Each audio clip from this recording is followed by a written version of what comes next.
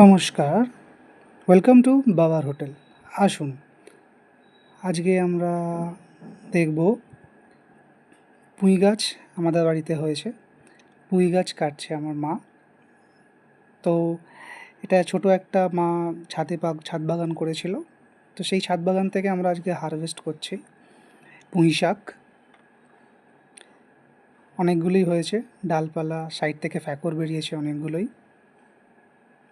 প্রায় এটাতে মা অনেক যত্ন করেছিল। আগেও আমরা এখান থেকে হারভেস্ট করেছিলাম, আগেও আমরা এখান থেকে ফসল নিয়েছিলাম, এখন আবার নিচ্ছে। এই যে মা দেখে দেখে নিচ্ছে কোনটা ঠিকঠাক আছে, পরিমাণ মতো, যেমন যতদিন আজকে যতটা লাগবে ততটাই মা কেটে নেয়।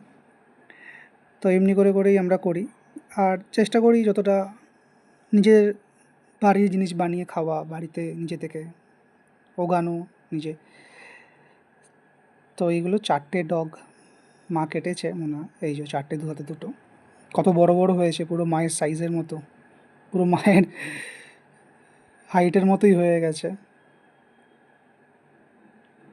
এত বড় বড়। খুব সুন্দর লাগছে দেখতে এটা।